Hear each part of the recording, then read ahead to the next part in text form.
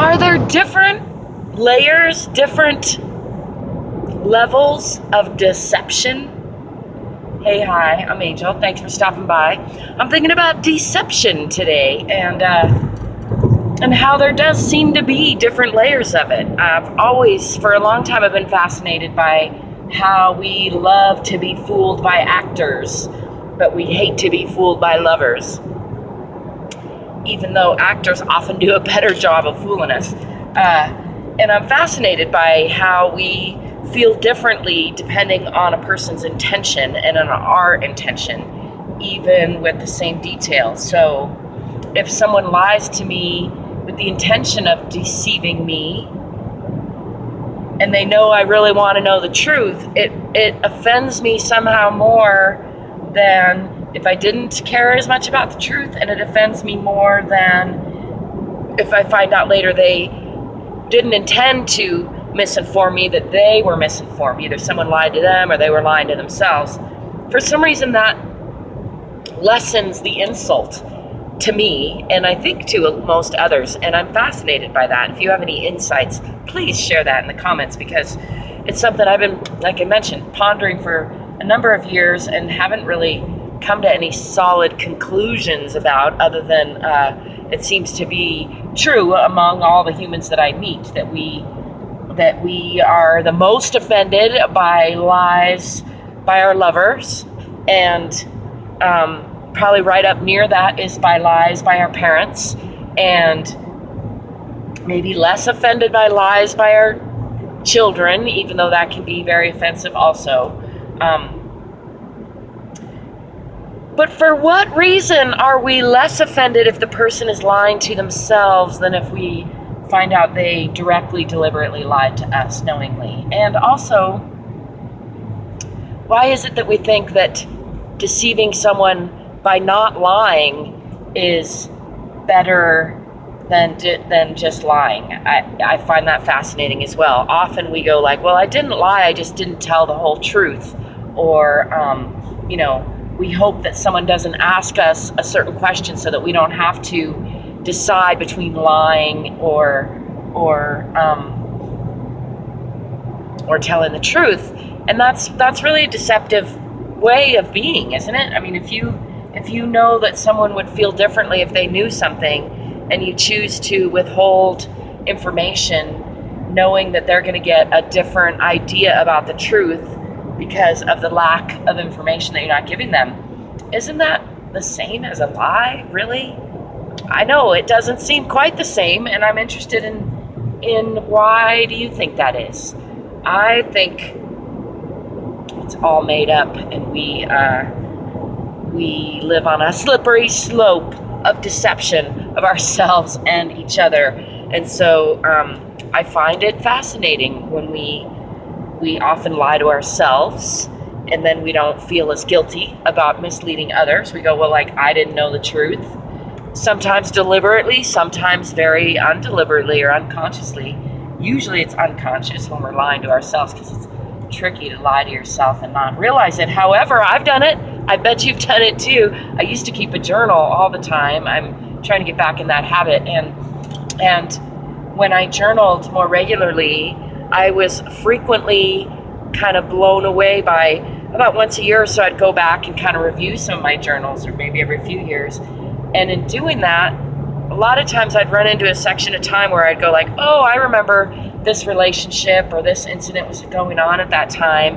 And I'll start reading and realize that I had written down a truth about it, and then later lied to myself about it. So even though I had recognized it, written it down as truth in my own private journal to myself, I had then soon thereafter lied to myself about it. And then, I might have written something completely contrary in my journal, or said something completely contrary in my conversations to other people. Is probably the most common time that happens. And for some reason, it seems to happen the most in male-female relationships, in my experience. So that, I'd love to know again if that's true for you or not.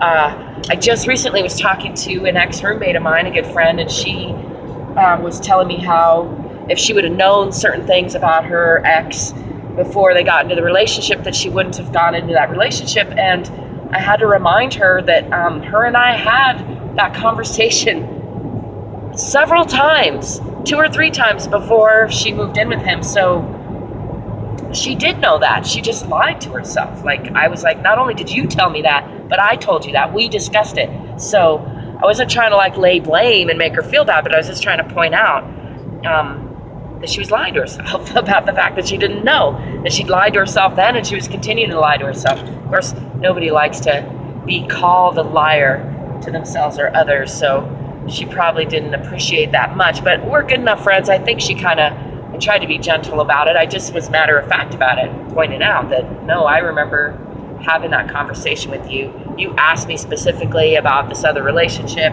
I told you we had that conclusion already, that he was a little bit abusive and a little bit out of touch with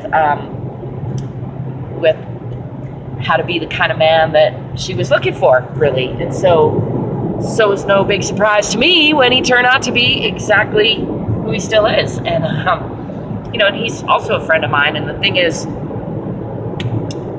I think maybe he lied to himself too, although he and I haven't discussed it on a personal level the way she and I have. But just in watching his actions through the whole thing before, during, and after the relationship, I would say that he was probably not deceiving her as deliberately as she felt he was. He was probably deceiving himself on many layers. And then that's the real problem, I think, when we point out to each other, especially when we're in an intimate relationship, when we get our dishonesty pointed out to us, especially if it's in front of others, it can be really, it stings a lot to the ego. And so our natural response is to be defensive. And I have experienced this unproductive cycle in many relationships, why I've been formally single for a long while now, because it is real easy to blame the other person in the relationship for your insecure feelings when you start to see that reflection in the other person of your own dishonesty. And it's easy to feel defensive and then aggressive, and then basically it's just two people hurting each other, getting close enough to find out where to hurt each other, and then hurting each other. I've seen it happen in a lot of relationships, and I've experienced it in my own relationships. And I'm happy to say that currently I don't have a relationship like that. Currently I have a relationship where when I or my partner gets triggered emotionally in that negative way, it's a long distance kind of relationship without the kind of commitment that some of my previous relationships have had. So even though we have a commitment to be honest with each other, and a commitment to enjoy each other, and a commitment to get to know each other and explore our own sexuality together, we don't have any commitment to be together tomorrow necessarily, or to keep having a sexual relationship, or any kind of time frame on that. And so when either of us gets triggered, we can give it some time and space. And I'm finding that to be really beneficial for me personally in learning how to navigate my own personal intimate relationships, because without that time and space, or even sometimes with that time and space at the beginning of this relationship, I often felt like if I was having a strong emotion, that I needed to express that to my partner in the midst of me experiencing that, like share that emotion.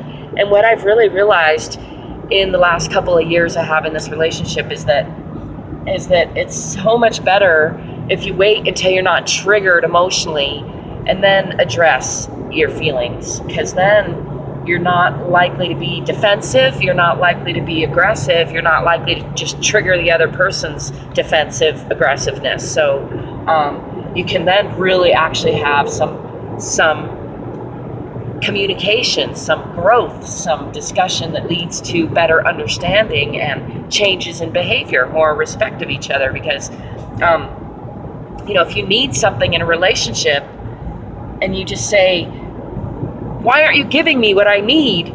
The other person is likely to be like, well, fuck you, you know, like, you're not giving me everything I need either. And then you get into this banter that isn't productive, as opposed to waiting, like when you have that feeling, recognizing that, kind of tabling it, going, I notice I have a little trigger here. I'm going to look at that when I'm not emotional about it and see how much it has to do with my partner, how much it has to do with just me, what I can do to fix it, basically. And sometimes it has nothing to do with the partner. In fact, more often than you might think, it has to do with your own internal work, your own relationship with yourself, your own relationship with your own sense of self-worth, or my own sense of self-worth. And when I come around to that quickly and lift myself up in my own center myself in my own sense of self-worth, then it becomes a lot easier to let go of or not take personally so much other people's behaviors, so that then it's more of a matter of fact, like, hey, I would really like this to happen in the relationship, or this to not happen in the relationship. And it doesn't come from a place of like, you're doing this to me, or you're not giving me what I need, or you're somehow a failure in this relationship. Instead, it's like, hey, I'm noticing that we have a difference, we're not lining up here, and can we line up there or not? And either way, I'm going to be fine, because I'm going to get what I need out of the compilation of my relationships.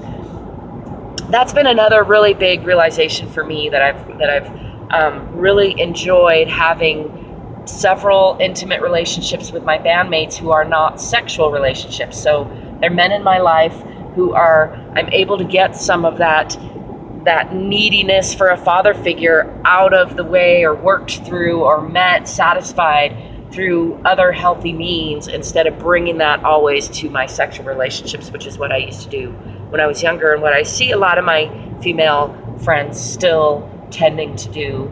And it tends to just trigger the male's problems with his mother or father. It just leads to that back and forth triggering, instead of productive growth, discussion, communication, peaceful communication, conflict management, which is one of my big passions lately. Peaceful conflict management. We're going to have conflict in relationships, and the more we can recognize that, accept that, and then come to the relationship table with the attitude of wanting to peacefully communicate, and recognizing that part of that means taking responsibility for our own moods, thoughts, and actions, and not trying to have discussions while we're triggered or too emotionally upset. I don't remember if that's where I started on this discussion or not, but it's a good discussion, one that I will probably continue to get into at a later date. As always, you can find ways to connect to me, communicate with me, contact me, hire me, support me, shop in my store down in the description below. I welcome your questions and comments. I would love to know if I remember what I was talking about was different types of dishonesty. Do you think there are different types of dishonesty? I just broke my coffee maker, damn it. Or do you think it's all the same? Dishonesty is dishonesty, or deception is deception. And if so, what do you think about, actors and plays? And what do you think about just not telling the whole truth? What do you think about white lies that keep somebody from feeling bad unnecessarily? What do you think about all of that? I'd love to know. I'd love it if you give me a thumbs up and subscribe to my channel if you haven't already. And shop in my eBay store if you haven't checked it out. And until next time, I wish you peace, prosperity, positivity, playfulness, and productivity.